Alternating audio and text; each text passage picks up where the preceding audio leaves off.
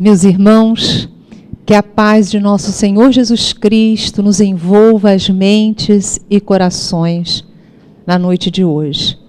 Nós hoje temos um tema especial, um amigo muito querido, Dr. Sérgio Thyssen, médico, cardiologista, trabalhador do movimento espírita há décadas, já nasceu num lar espírita, filho de um querido trabalhador do movimento espírita, Francisco Thyssen, que foi presidente da Federação Espírita Brasileira durante muitos anos. Nós aqui estamos no início de mais uma reunião no nosso grupo espírita Eurípides Bassanufo, Recanto da Prece, sob a égide do nosso querido professor Eurípides, mas também unindo-nos ao Clube de Arte. Estamos na Rede Amigo Espírita e na TV Nova Luz. Então, você que nos assiste no Brasil e no mundo, seja bem-vindo a mais um serviço espiritual da nossa casa. Quem estiver com o celular, nós pedimos que desligue, um grupo que está aqui.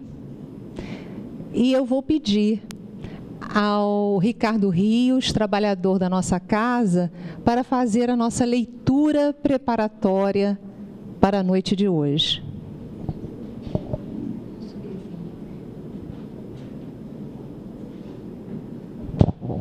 Boa noite. Do capítulo 5, Bem-aventurados os aflitos, o suicídio e a loucura.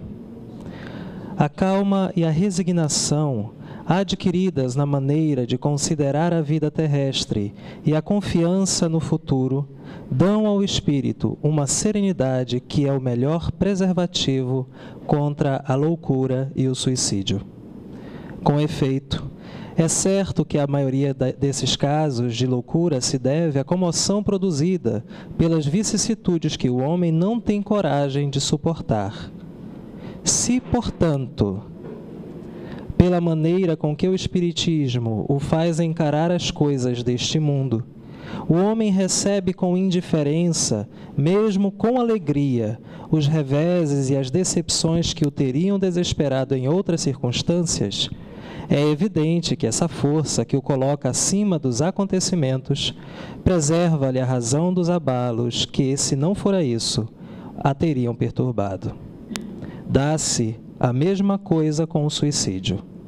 Se excetuarmos os que se dão em estado de embriaguez e de loucura, aos quais se pode chamar de inconscientes, é evidente que tem ele sempre por causa um descontentamento, sejam quais forem os motivos particulares apontados.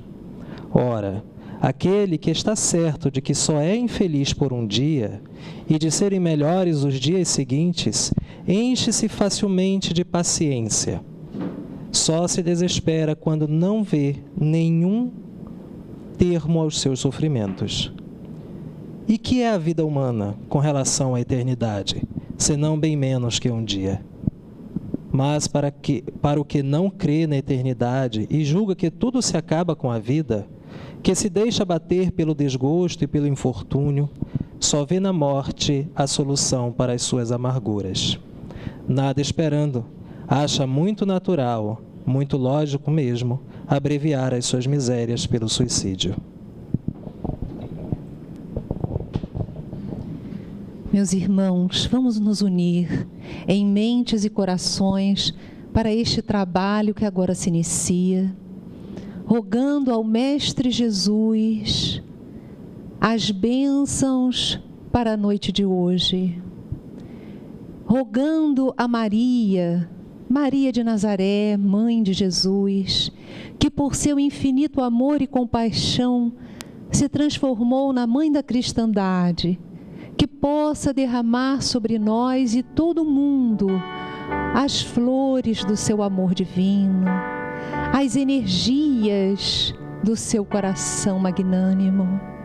Neste momento, nós nos colocamos sob as bênçãos de Deus, sob o olhar do Criador, rogando que as energias que já sentimos envolver este ambiente possam igualmente favorecer todos aqueles que estão agora conectados conosco no Brasil e no mundo, e que posteriormente todos aqueles que tiverem acesso a este programa possam igualmente receber todas as vibrações de equilíbrio, de tranquilidade e de paz que estamos usufruindo na noite de hoje. Obrigada, Jesus. Fica conosco agora e sempre. Meus irmãos queridos aqui presentes, companheiros queridos que estão nos acompanhando pela TV Nova Luz, pela Rede Amigo Espírita, nós hoje vamos falar sobre um tema muito delicado.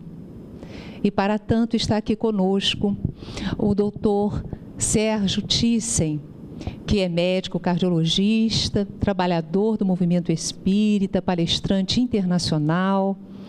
Ele veio nos trazer a sua experiência e as suas reflexões e como trata a doutrina espírita desse assunto tão delicado. Sérgio, bem-vindo ao nosso programa. Bem-vindo à nossa reunião pública. Muito obrigado, Yasmin. É uma alegria voltar a esta casa e mais ainda sabendo que nós vamos ter a oportunidade de conversar sobre um tema tão relevante nos dias atuais, especialmente. Que nós possamos fazê-lo e examinando as luzes do Espiritismo que são lançadas sobre este tema que se chama suicídio. Então vamos começar pelo começo, né? Vamos falar sobre a conceituação. O que seria propriamente suicídio? Yasmin, o suicídio é um ato humano voluntário de pôr fim à própria vida.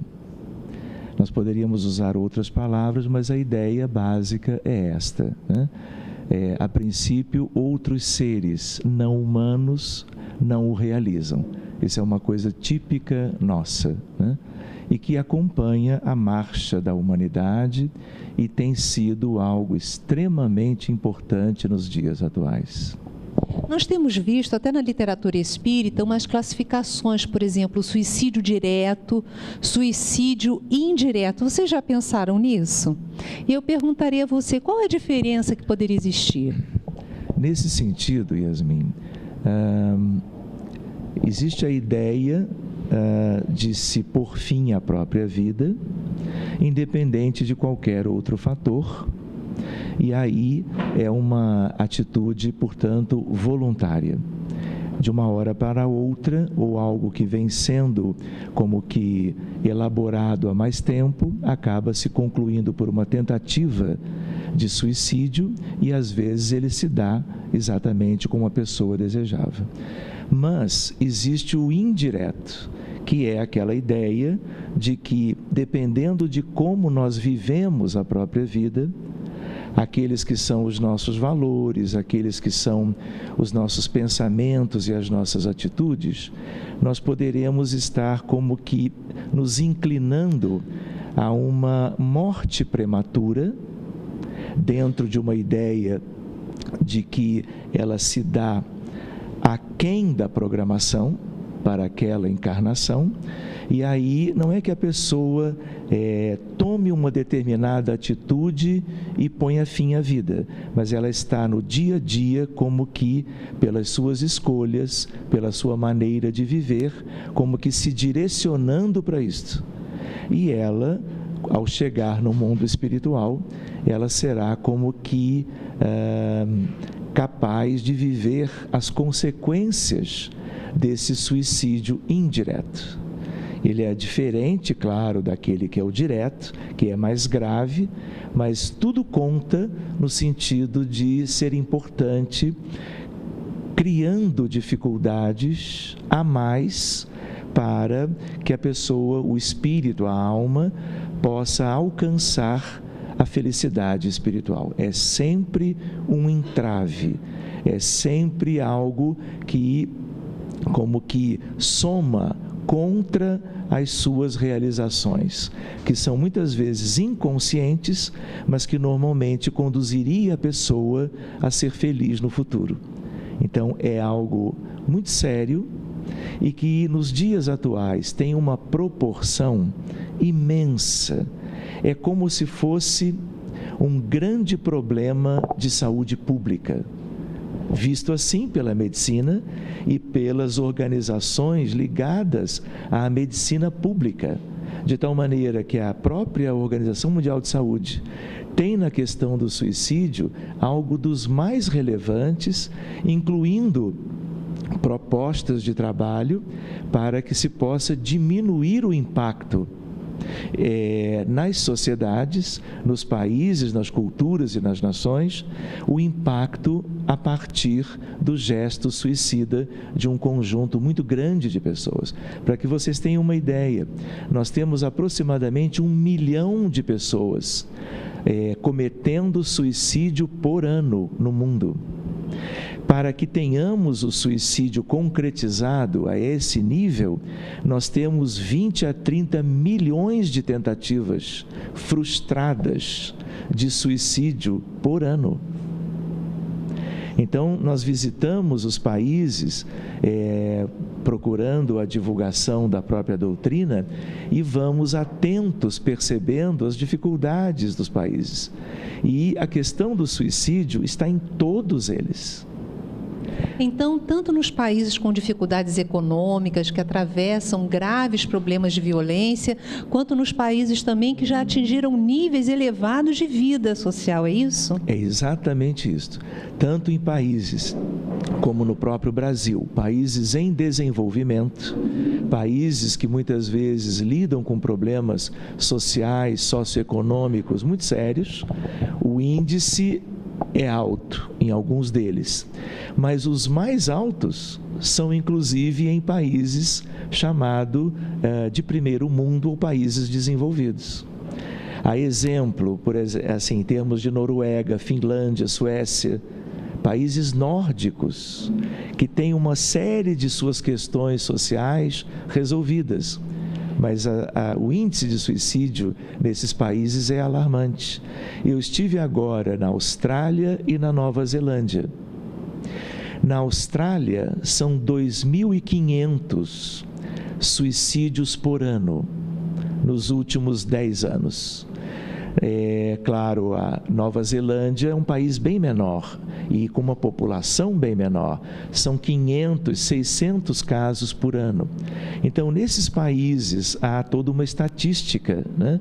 E uma contabilização do problema. E por isto mesmo, dependendo dos lugares, dependendo dos grupos sociais, faixas etárias, questões de gênero, tudo isso é levado em consideração e o governo e instituições outras públicas e privadas trabalham para tentarem diminuir esse índice, porque isso tem uma série de consequências.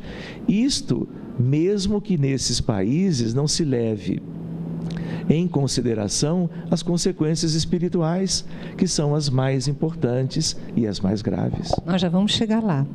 Mas antes eu queria me lembrar aqui com vocês que eu tenho amigos médicos, inclusive um querido amigo médico cardiologista, que fuma a beça. Aí eu estava conversando com ele, puxa vida, você sabe as consequências melhor do que ninguém.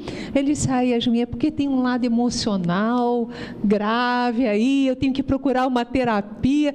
Por que médicos, pessoas que têm um conhecimento a respeito dos malefícios do álcool, por exemplo, continuam a utilizar e acabam se suicidando indiretamente assim, não é?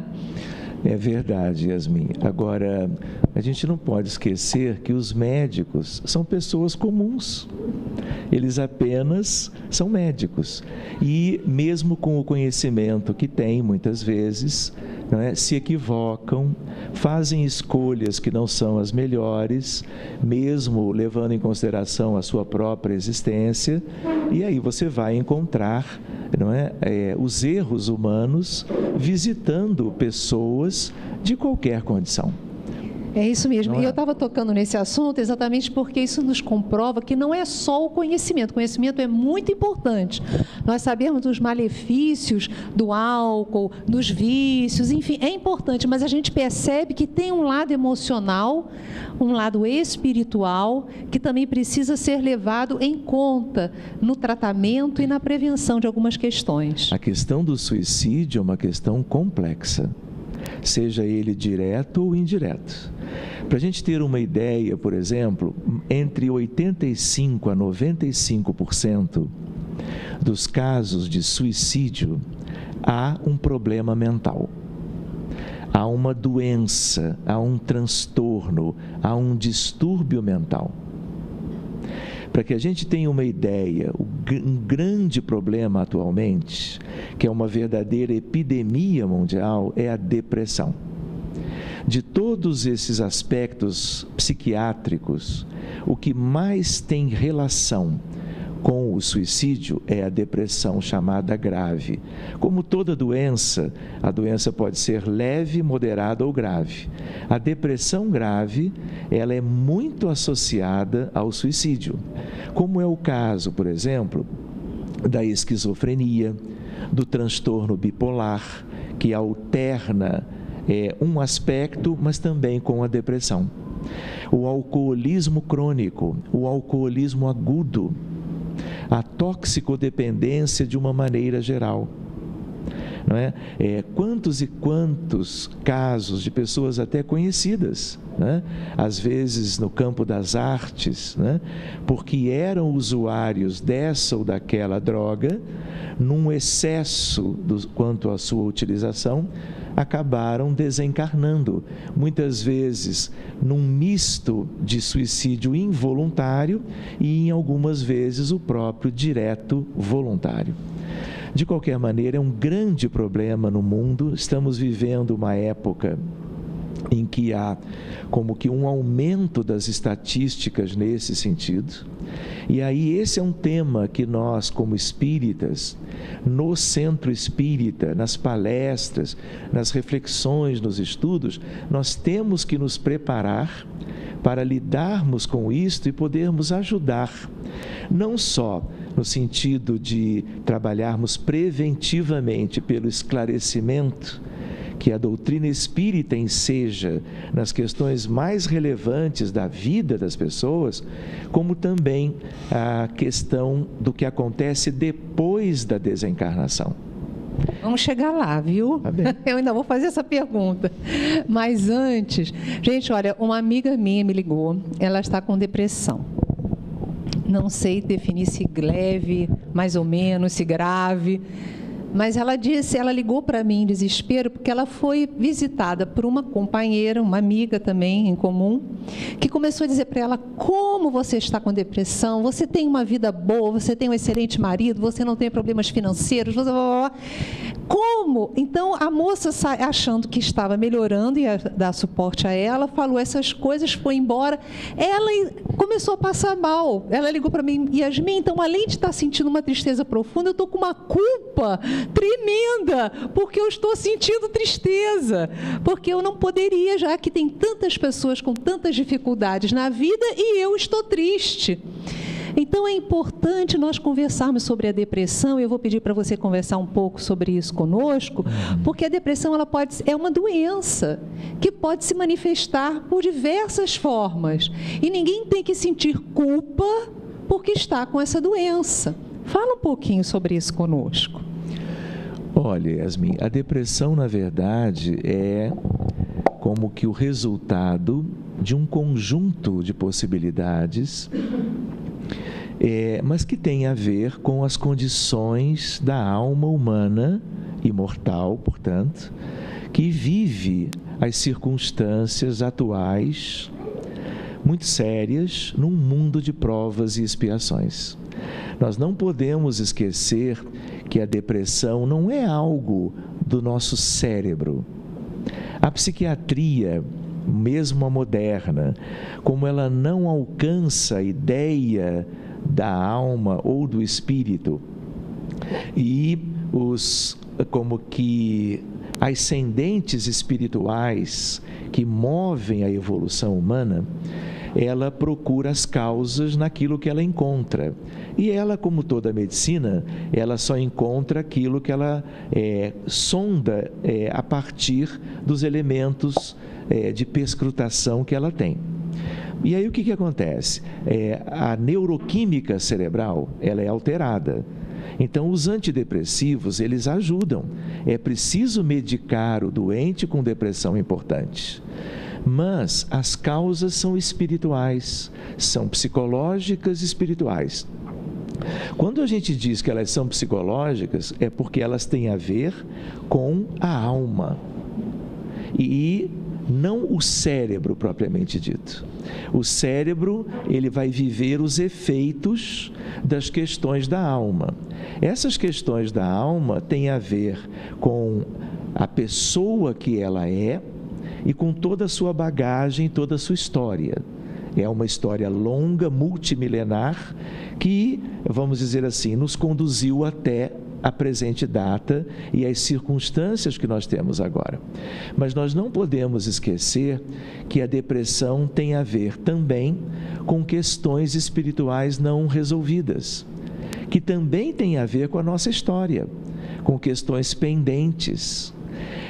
As questões espirituais que envolvem a depressão, elas podem ter sido causadas na vida atual, geradas agora, mais recentemente, mas elas podem, frequentemente, elas são ou foram geradas há séculos ou milênios atrás, a partir dos nossos equívocos, das nossas escolhas mal sucedidas, mas escolhas relacionadas às questões da vida em geral, que nós devíamos ter nos conduzido de uma maneira e nos conduzimos de uma maneira contrária, transgredindo as leis de Deus e gerando dificuldades para os outros.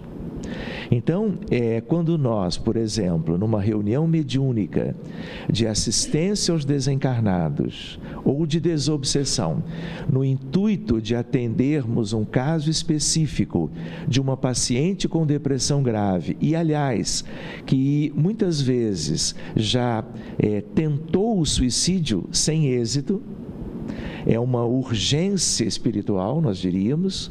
Na medida que nós vamos verificar o que está acontecendo, nós sempre encontramos espíritos vinculados à pessoa com depressão grave, tenha ela tentado ou não o suicídio. E aí, essa é uma abordagem espírita das doenças mentais de um modo geral, a partir do movimento espírita e do trabalho no centro, em reuniões sérias de desobsessão, para que, em cuidando dos dramas do passado, que foram trazidos à vida presente, sem terem sido resolvidos ainda pelos seus próprios autores, e o principal autor é muitas vezes aquele que está deprimido agora e com ideário ou ideias suicidas, na medida que nós cuidamos de tudo isto, vai havendo uma diminuição progressiva propriamente dos sintomas de depressão e do risco de suicídio. Agora nós vamos começar a entrar no campo das causas. O que pode levar uma pessoa a desejar acabar com a vida física, já que nós até por instinto nós temos aquele desejo de autoconservação?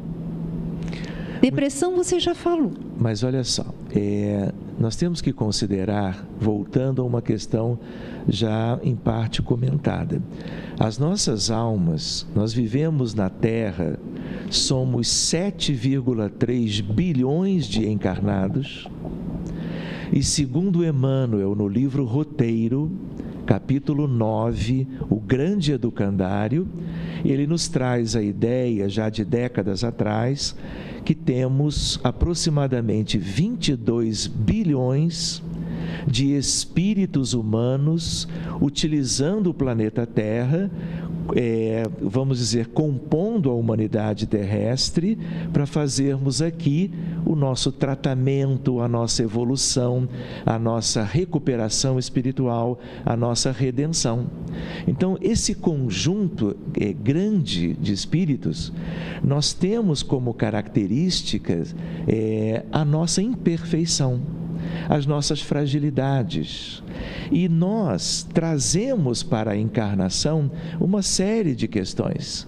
E se não temos uma educação espírita, ou ao menos uma educação que nos dê ideia das questões espirituais de uma maneira concreta, simples e objetiva, nós vamos tender a encontrar mais dificuldades no decurso da própria existência ou das existências, em meio aos desafios da vida e em meio às provas e expiações que naturalmente, pelas questões antigas, vamos sendo chamados a vivenciar em cada existência.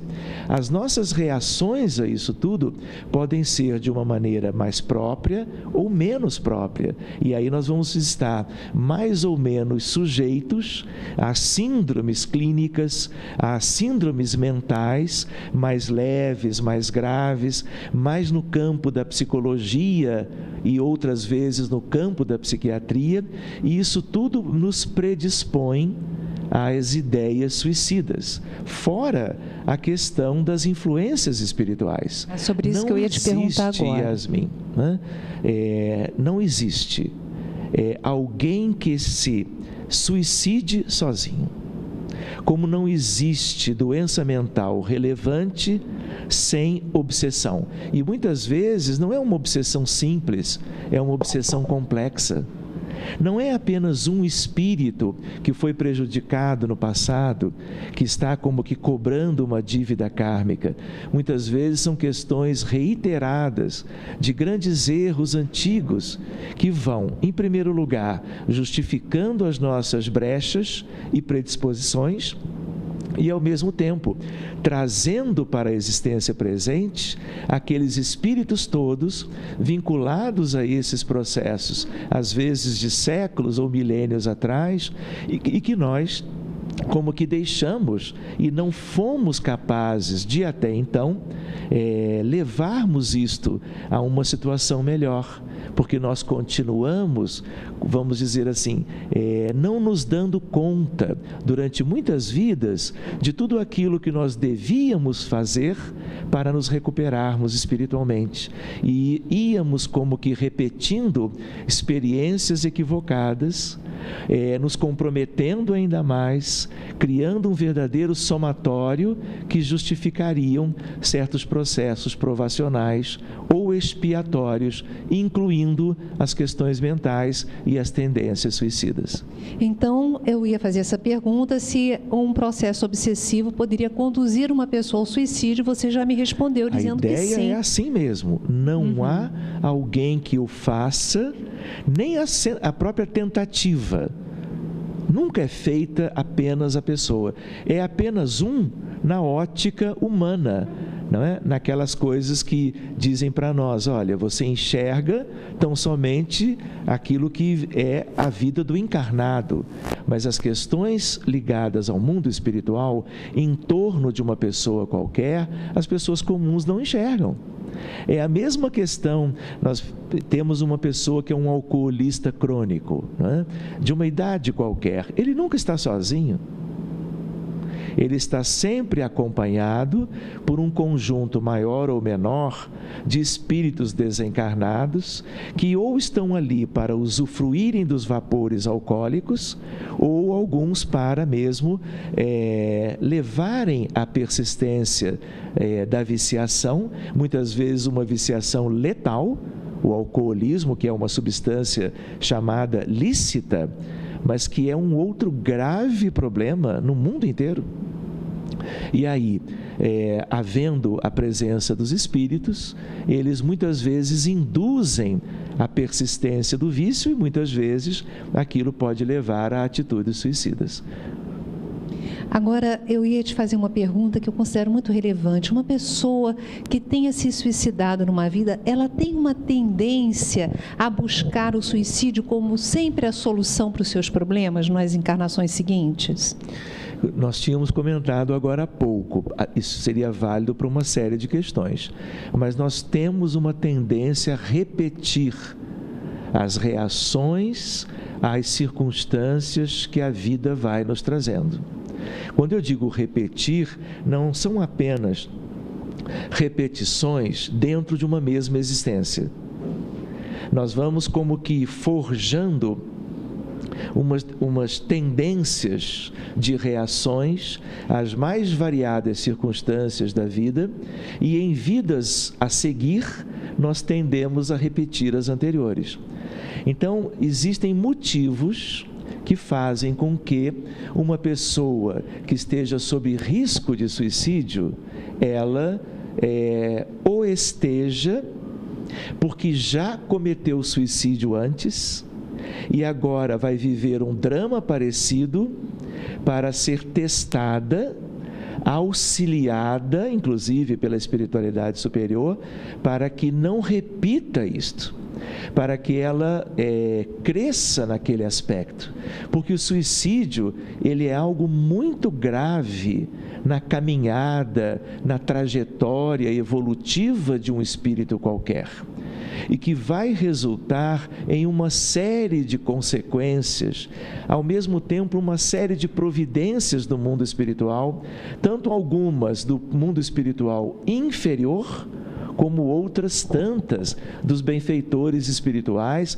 para que a criatura que cometeu aquele gesto dentro da sua dificuldade momentânea, muitas vezes, ela se recupere definitivamente e não ponha jamais a sua vida em risco, repetindo o gesto numa vida futura. Então, há um conjunto de questões ligadas a um único aspecto, que é o suicídio de alguém. Agora, nós temos falado das causas, vamos falar um pouquinho dos efeitos. O que acontece com a pessoa que comete o suicídio? Isso olhando sob a perspectiva espiritual, daquilo que os benfeitores já nos trazem de notícias. Yasmin, existem pessoas, né, e é próprio muito desse mundo, que vivem dificuldades financeiras, dificuldades no campo afetivo, aspectos ligados a orgulho, questões variadas da vida humana, e que fazem com que as pessoas, diante dessas dificuldades, propriamente então, busquem uma solução deste tipo, porque não tem ideia do que vem depois, não tem ideia da imortalidade da alma. E é curioso isso, Yasmin, o que denota a nossa pequenez ainda, né?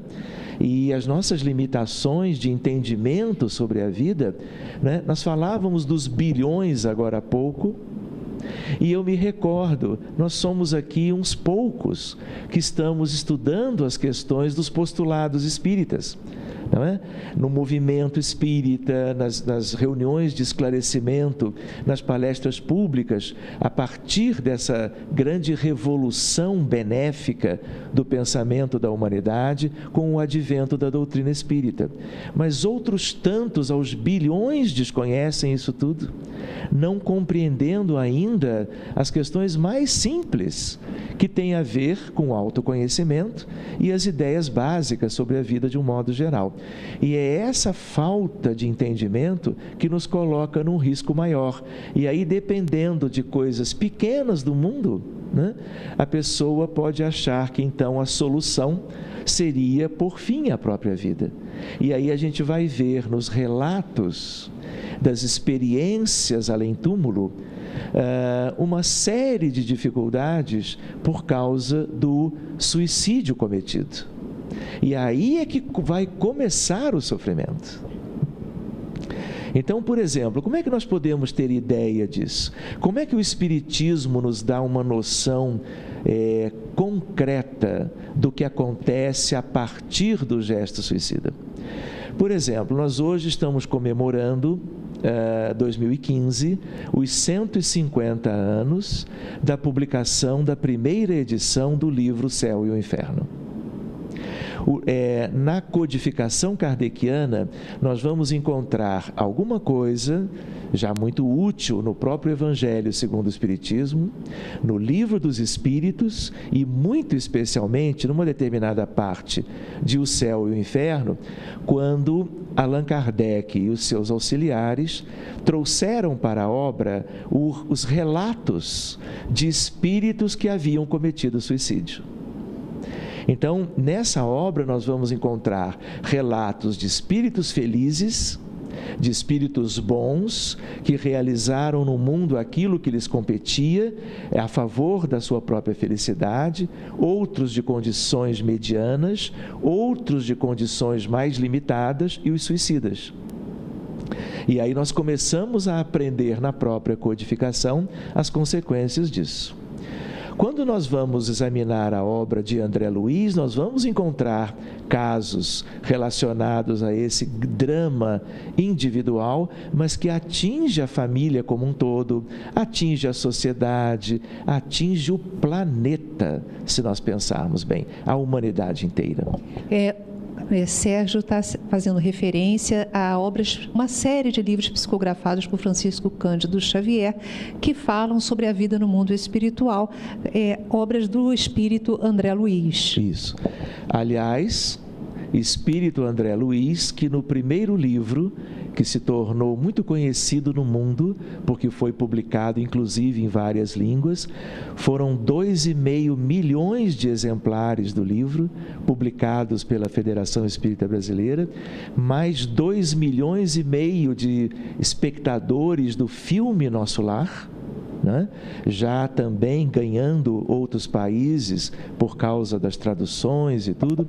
A ideia de que André Luiz, o autor do Nosso Lar e de todos os outros da série, foi aquele que nos mostrou algo relevante quando ele desencarna, conta a própria história e vive um punhado de anos numa determinada região de infelicidade no mundo espiritual, diríamos no umbral inferior, a partir de uma determinada circunstância de uma cirurgia, mas que tinha a ver aquela ida para uma região inferior com dificuldades da sua vida última, como médico inclusive.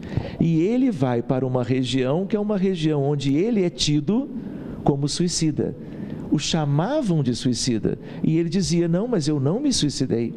E aí vem a história do suicídio indireto e da ideia, portanto, de que às vezes o jeito de nós nos conduzirmos, você citou o médico que fumava, mas quantas coisas mais graves existem do que isso, né?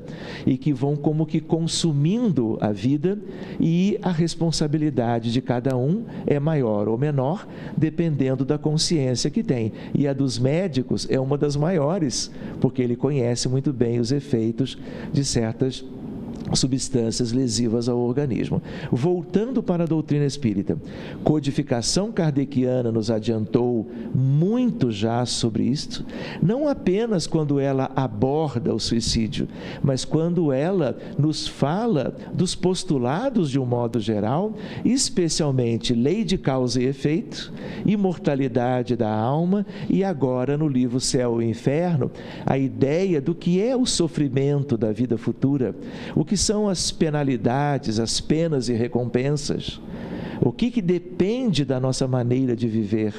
E a ideia do suicídio está ligado a isso tudo. Existe uma obra que é talvez a mais importante para ela nos esclarecer em relação a isso. E aí nós vamos entrar no livro Memórias de um Suicida, através da mediunidade da querida Ivone do Amaral Pereira. E aí nós vamos ver uma coisa que todos os espíritas devem ler, vamos dizer, faz parte do nosso estudo básico sobre doutrina espírita, não apenas este livro. A nossa cabeceira deve ter, vamos dizer, dezenas de obras, daquelas que nós não podemos desencarnar sem a sua leitura, senão é inevitável, na erraticidade vamos tomá-la para estudá-la e assim por diante. Camilo Castelo Branco, foi um romancista, um escritor, um crítico literário português, que viveu numa determinada altura, século XIX, e ele era um prodígio no sentido da literatura.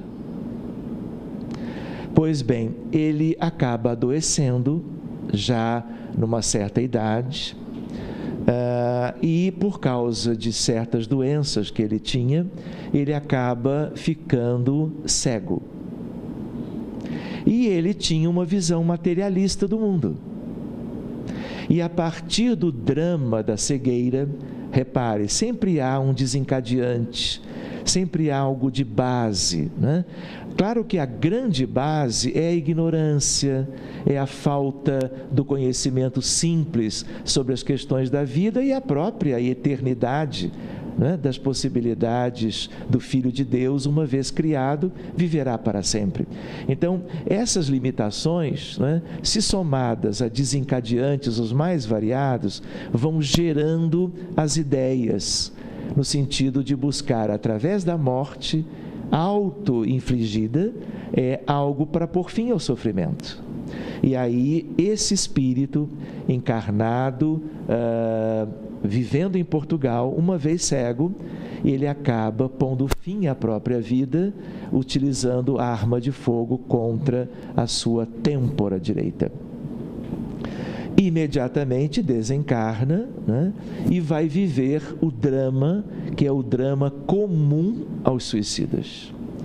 Não existe praticamente, a não ser com muito raras exceções, e desde que certas providências sejam tomadas em seguida, algo que evite anos e anos a fio, às vezes décadas, às vezes séculos, de sofrimento no mundo espiritual inferior. Porque enquanto nós estamos encarnados, nós estamos todos na superfície.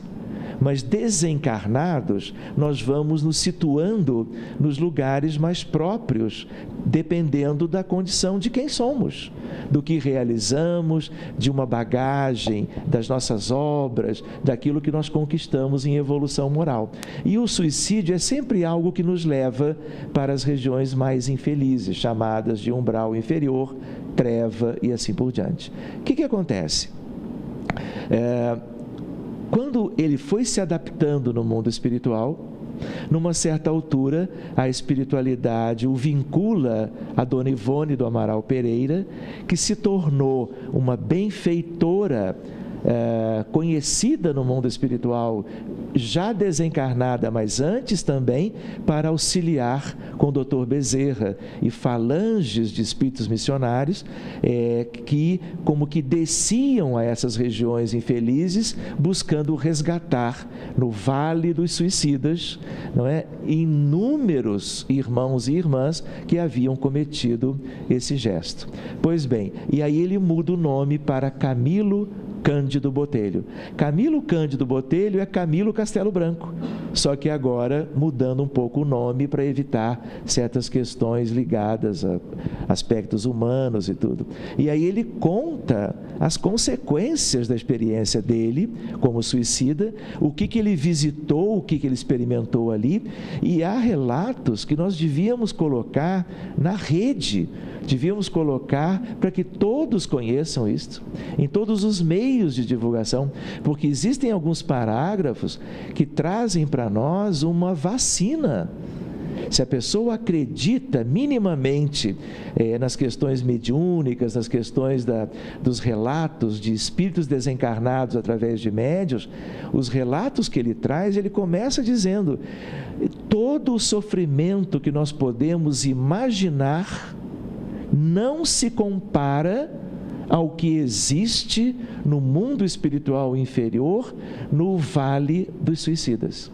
Para que a gente tenha uma ideia, uma vez eu visitei Luxemburgo, numa visita de trabalho espírita de divulgação.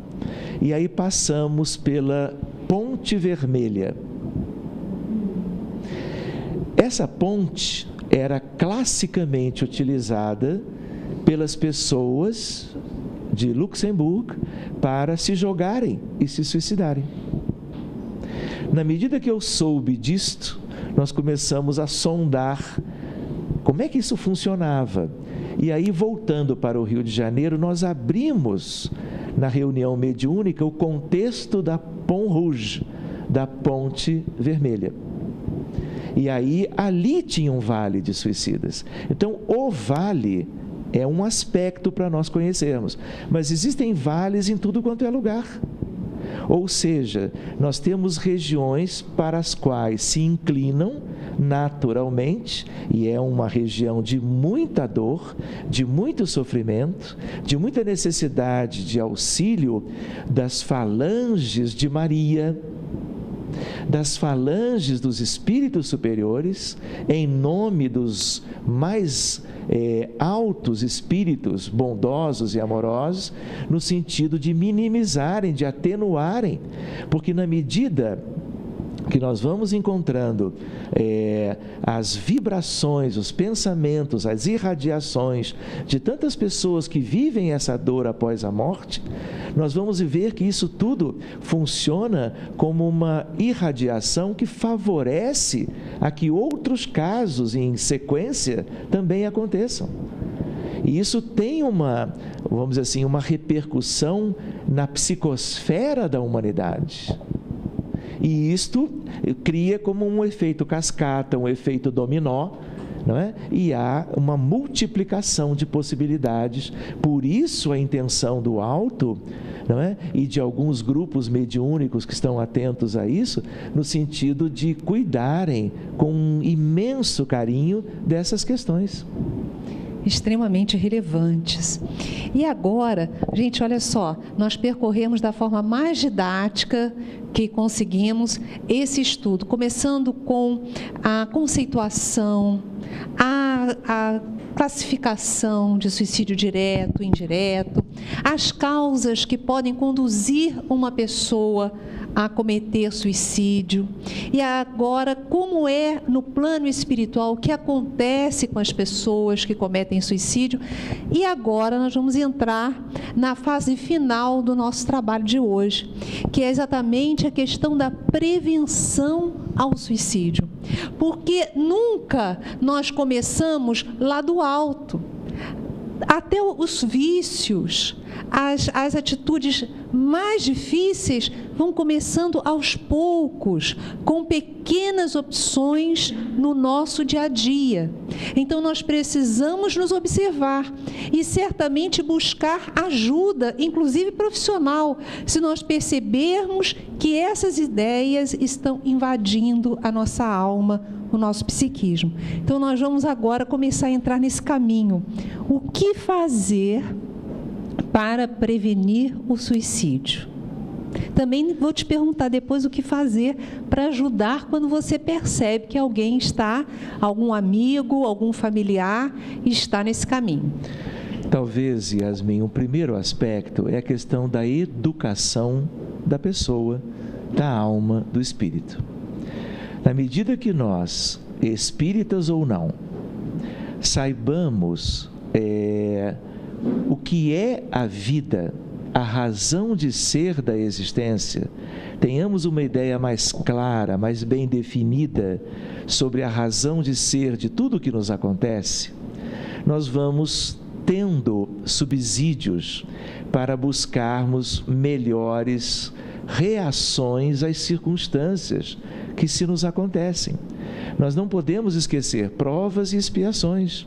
Nós vamos viver tribulações. Todos os espíritos vivem isto uma vez encarnados.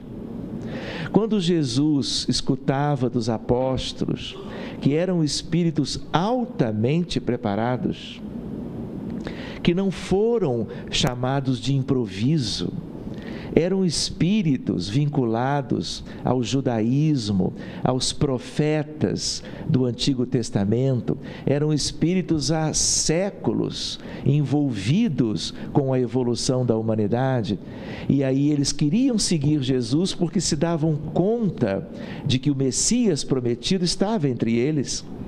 E aí, mestre, queremos seguir-te.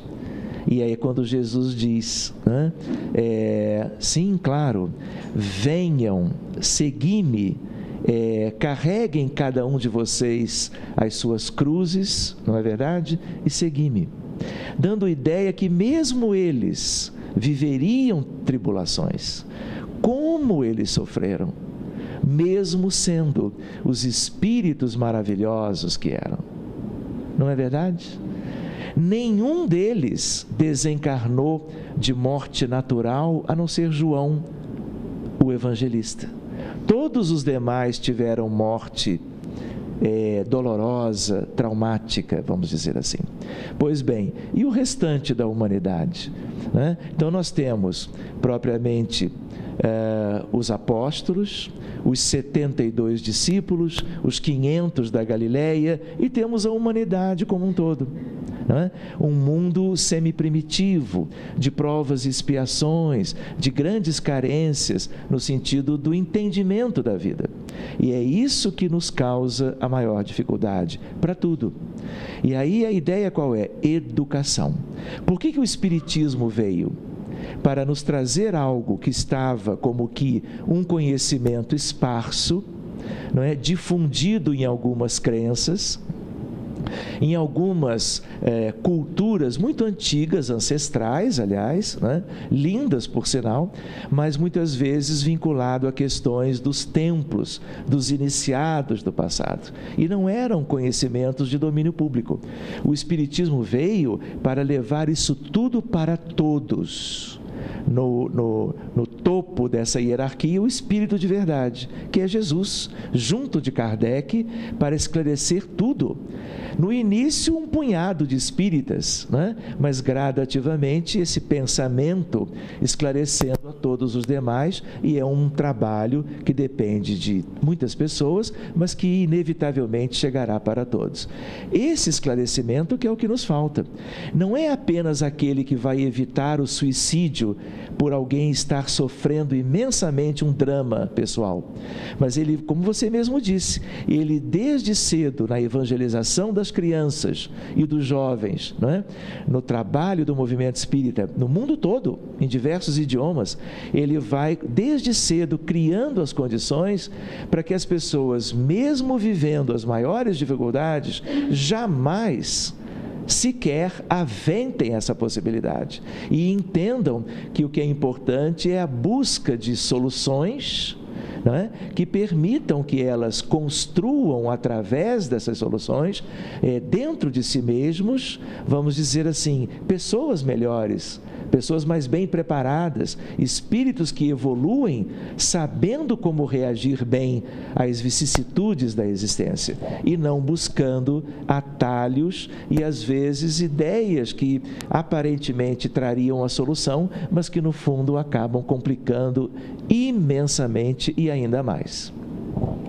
Isso tudo é muito importante. Eu me recordo de uma das obras de André Luiz, na qual ele diz o seguinte, que se a pessoa se lembrasse de fazer uma oração antes de cometer esse ato terrível, a espiritualidade teria um campo magnético para atuar de forma imediata.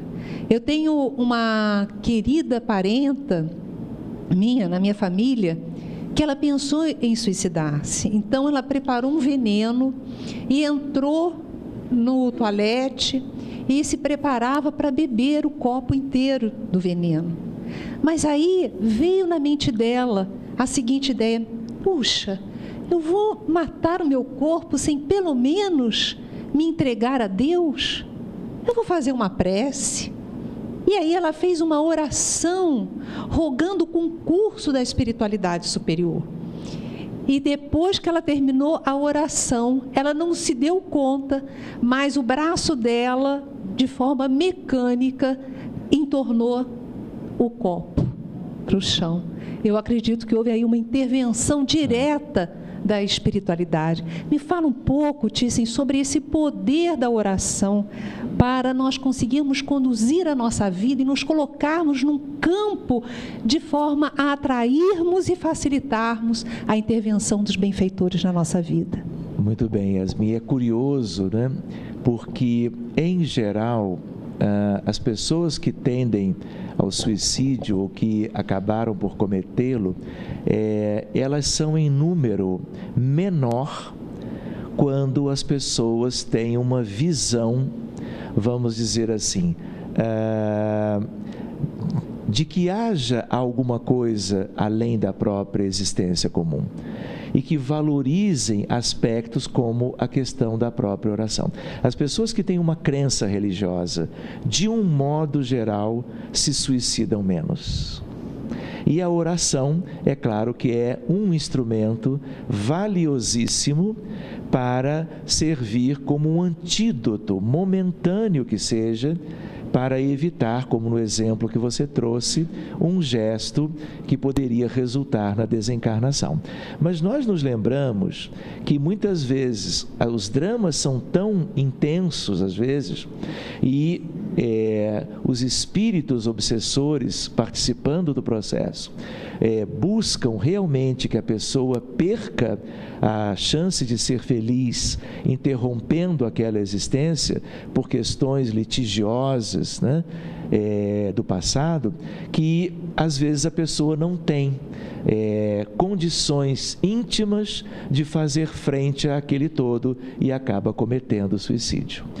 Então, no sentido da prevenção, a crença é algo que já funciona como uma campanha de vacinação, né? No sentido de um número menor de casos. É importante lembrar de novo a questão da depressão, porque quando é uma esquizofrenia, a esquizofrenia é uma doença mais grave. Chama muito a atenção e a pessoa recorre ao tratamento psiquiátrico, levado pela família, pela sociedade de um modo geral e assim por diante. A depressão já não é bem assim. Existem pessoas deprimidas e a família não percebe. Ela mesma já tem ideias relacionadas, sentimentos, sinais e sintomas da depressão. Mas alguém diz, não, é uma tristeza e vai passar. Com a ideia, e é verdadeira, de que nós todos podemos ter períodos de melancolia, né? Alguns dias estamos mais para baixo, outros um pouco mais para cima, né? E há uma ideia, não, vamos fazer qualquer coisa que isso vai passar. E às vezes passa o tempo, e quando o tempo passa e a pessoa continua com sinais e sintomas da depressão, às vezes se instala toda uma predisposição e o suicídio pode vir. Então nós temos que nos preparar, inclusive a própria instituição espírita. Aquilo que nós conhecemos, que recebe propriamente as pessoas do mundo todo, que é o atendimento fraterno da instituição espírita, do centro espírita, nós temos que capacitar os trabalhadores espíritas que vão funcionar no atendimento fraterno, para eles aprenderem a reconhecer os sinais da depressão.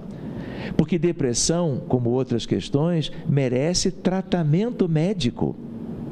Para, na tentativa das medicações, mesmo que seja apenas uma abordagem psiquiátrica, que se busque esse benefício, porque isso já pode evitar um suicídio qualquer.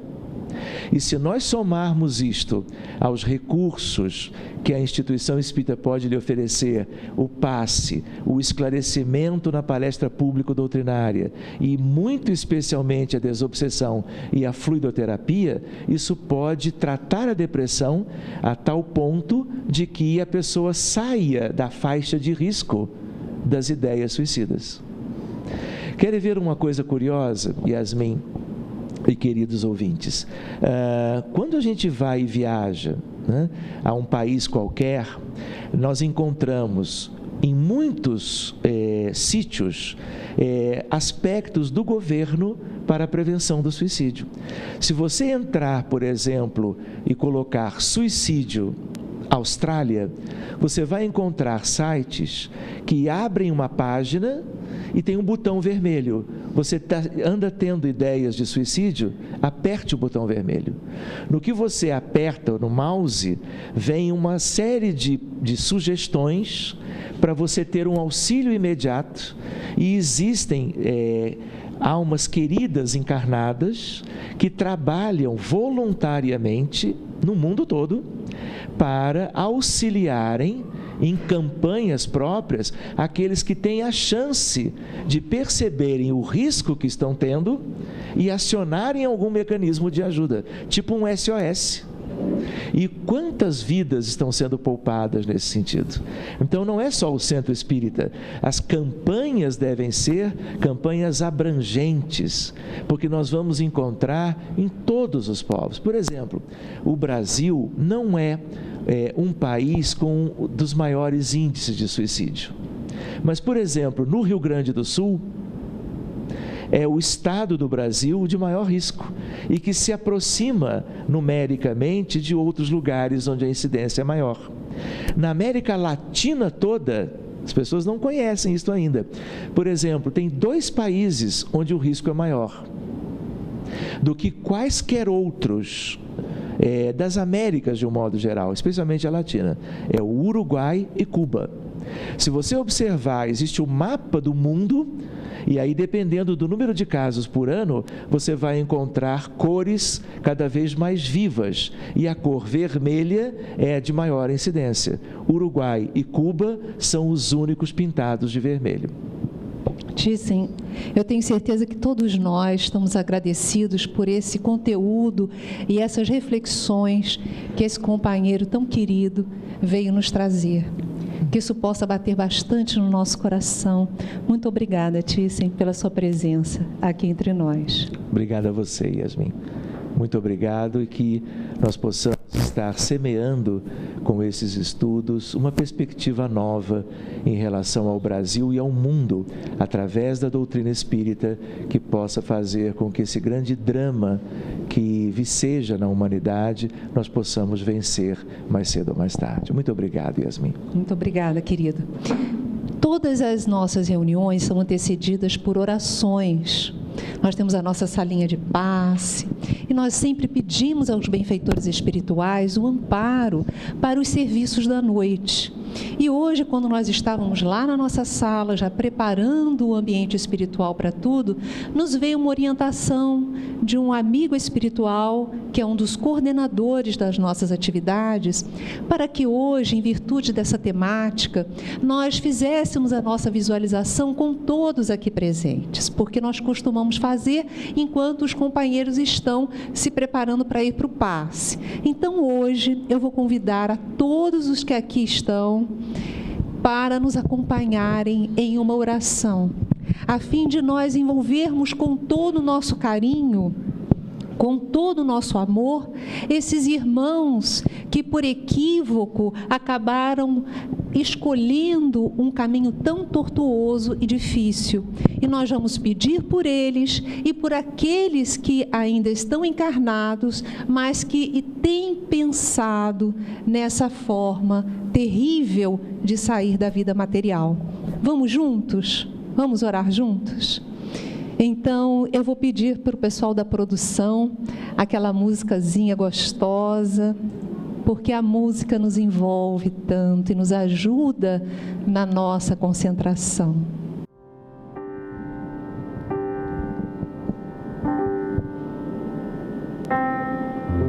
Senhor Jesus, nesse momento, somos corações que nos unimos com um foco especial na noite de hoje. Desejamos, Senhor Jesus, abrir uma clareira energética com o nosso amor em favor de todos os irmãos que saíram da vida física pelas portas do suicídio. Oramos por eles, Senhor, onde quer que eles se encontrem no mundo espiritual, ligados ao Brasil ou ao mundo. Neste momento, rogamos que os corações repletos de compaixão, de Maria, do professor Eurípides, de tantos amigos espirituais, venham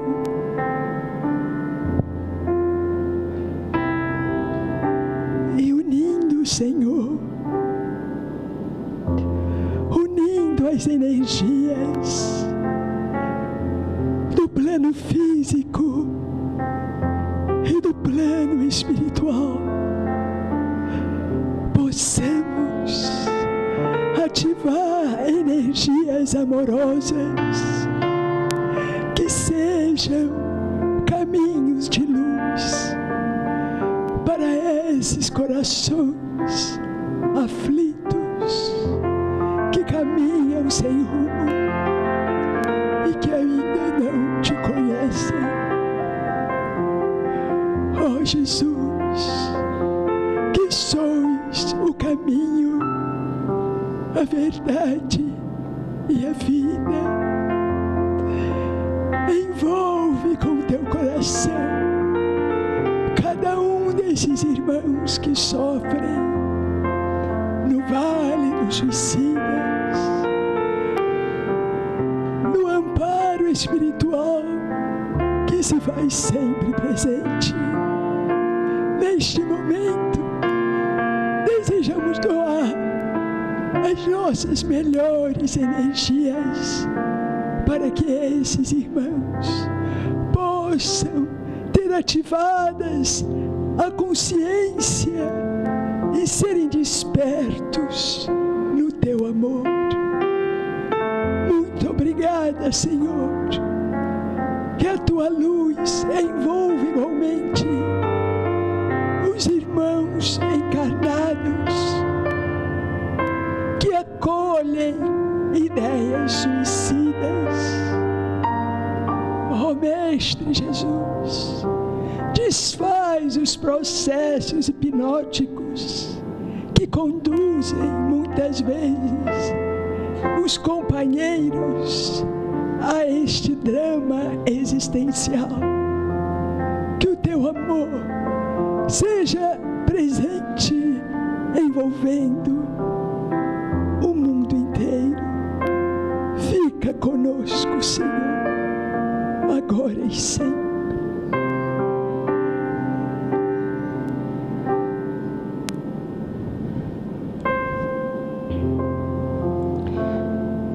Agradecidos pela presença da espiritualidade superior, nós ainda rogamos que a qualquer tempo que esse programa seja cessado, todos aqueles que o assistirem possam perceber e receber essas vibrações de amor e de carinho que aqui nós sentimos.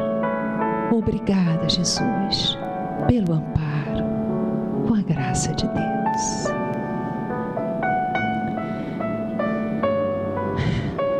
Bem, meus irmãos, depois deste trabalho espiritual, nós vamos começar os nossos serviços de passe.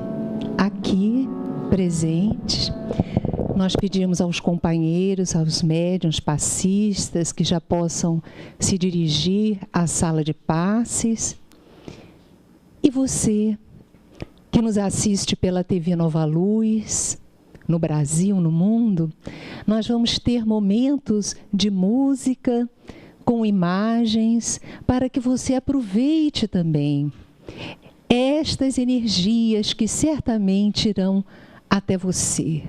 Entre em estado de meditação, em estado de oração, e você vai abrir caminhos para que no seu lar, aonde quer que você se encontre, todas as energias e os benefícios possam chegar até você. Que no seu lar haja compreensão, calma, ternura, que o seu corpo seja um santuário de amor e que a paz de Jesus esteja sempre com você.